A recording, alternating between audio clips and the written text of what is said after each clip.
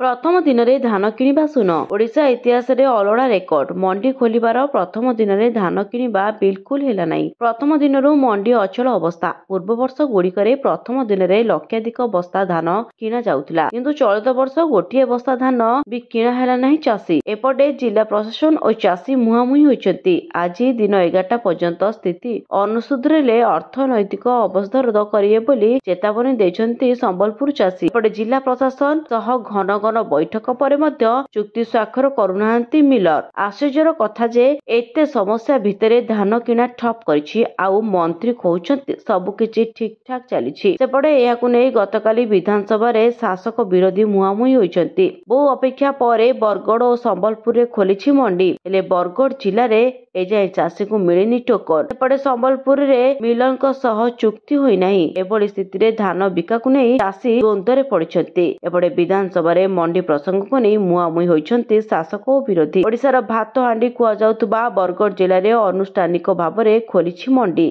संबलपुर रे भी आज मंडी खोलिछि। ब्यूरो रिपोर्ट, न्यूज दुनिया।